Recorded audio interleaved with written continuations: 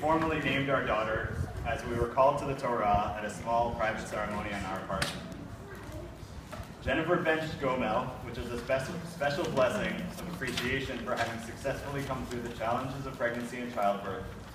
And as she held the Torah along with us, we gave our daughter the name Tess Meira Kenter.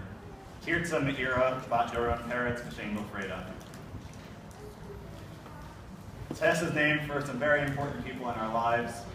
We would now ask our parents, starting with Sue Pavane, to come up and share a few words about Tess's namesake.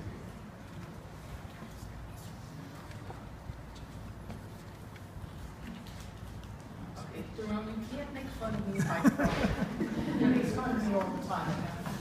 This is one time I'm going.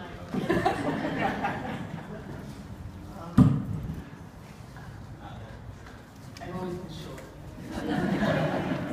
1 minute. Our Tess Meira is named for my mother, Tessie Wilson. Tirza, or Mordecai, or Kohen, afraid. But my mother, was always known as Grandma Tess and Aunt Tessie. She was born Tessie Roush on the Lower East Side in 1921. And one day, fairly later in life, I realized that the push carts that she spoke about, that she knew as a child, were pulled by horses down the streets of the Lower East Side. It was like a black and white photo came alive, and it was my mother's life. From there, they moved to the Bronx, Bryant Avenue and Jessup Avenue. And then when she married my father, Bob Wilson, they took the big leap, the big step, and moved to Queens, where my father had a family store called Wilson's Department Store. The part about my mother that I want to impart today is that she made a lot of people smile. She brought smiles to a lot of people's faces, very much like our little Tess brings smiles to our faces now. She made people smile by doing some funny things. She put a big flower on the top of the antenna of her car because she always lost it in the parking lots.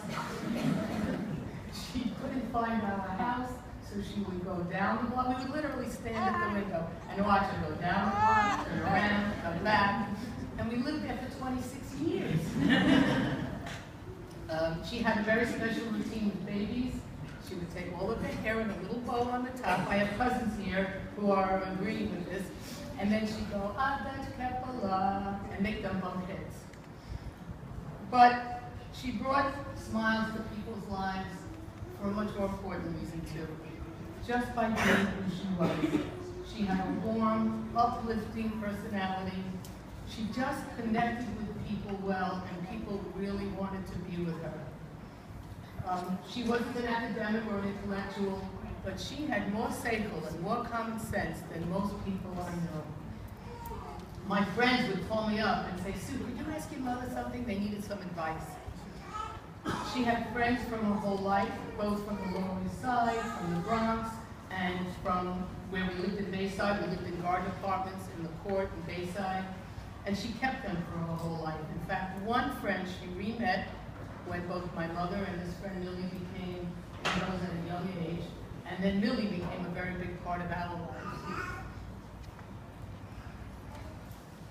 The Court was a wonderful place to grow up. Both Lenny, my brother, and I had wonderful growing up there. And I'm still friendly with some of the friends here at the Court.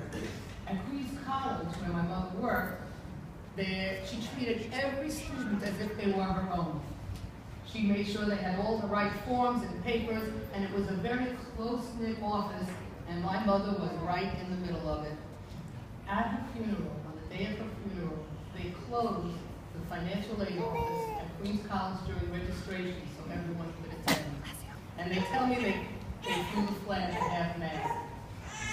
My mother was devoted to her two sisters, together, Edna and Marion. Together they were the three Schwesters, and her brother.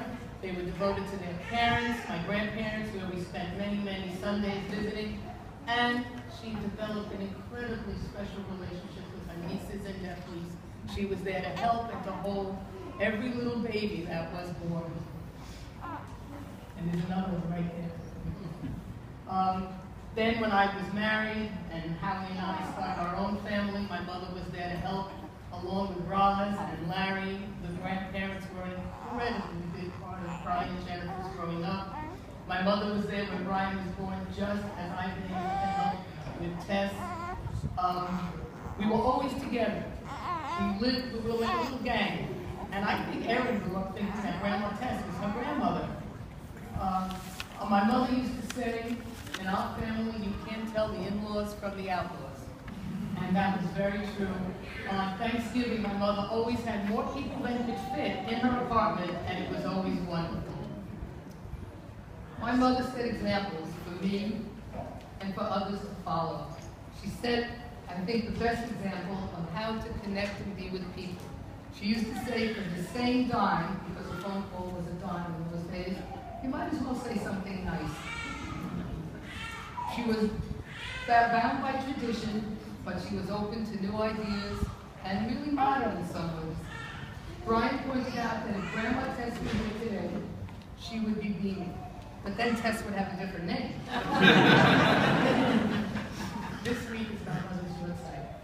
And when I say kindness from my mother, very often, and people can verify this, I get a smile on my face. Because when I think of her, I think of all these wonderful parts. And now we have a little Tess to continue to bring a smile to all of our faces.